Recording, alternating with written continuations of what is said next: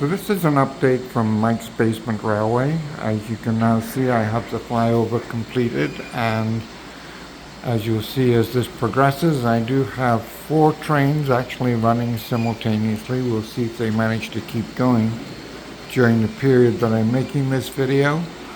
None of them are electric Thomas. One of them coming up at the back here, this is the Ginty that we've seen before, and going in the opposite direction is a 3F freight locomotive and some wagons. The locomotive I acquired used from Elaine's Trains in the United Kingdom. Coming in the opposite direction, 2 of them.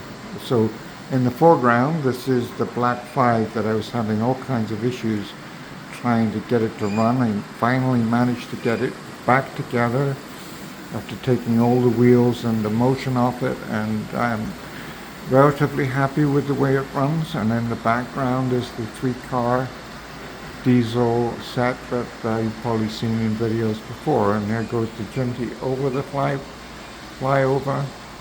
So right now they're all running on direct current. They're all controlled by this one knob on the controller, which is a little awkward because they all run at different speeds and they're all getting the same voltage. The Ginty runs the fastest of them. I have a resistor inside it to slow it down, but it will still be the fastest one. And it's a little awkward because they run at different speeds depending on how warm they are, and the differential also changes as I turn the voltage up and as they all warm up. So at the moment I have the ability to stop them, like this one, using these 3 switches. Right here, that's the switch. You can see the train stops, and I flip the switch up and it goes again. But this is the basic concept, so I just wanted to explain where I plan to go with this from here on in. So obviously the next step, one other thing, this is the little Adams tank engine that I acquired from Rails of Sheffield. Unfortunately, it seems to be faulty, and it's probably going to have to go back to them to figure out what's wrong. It runs very slowly, it gets hot, and it was smoking the last time I ran it, so probably not a good idea. But anyway, eventually this area here will be the station. Much of the layout is going to be hidden from immediate view, including the slope at the back there. And the idea is that trains will appear out of tunnels. Probably be one there where the Black 5 is now, will probably be hidden.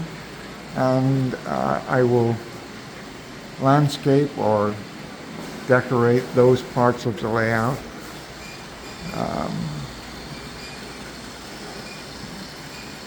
So again, but before I do that, I guess the next thing I'm going to have to do is to get it converted to to digital control. And I do have a problem here in that this one is going to catch up with the one in front before I get a chance to stop it. Probably we'll see how that works out, because I wasn't really paying attention. But anyway, once I have it under digital control, I will be able to independently control the speed, and also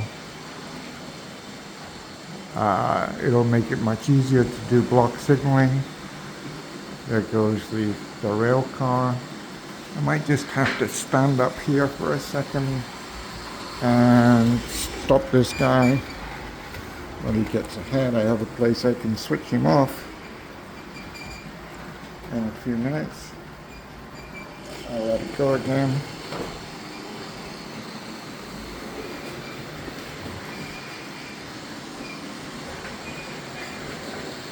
And now it's out. I can use the switch to stop that one.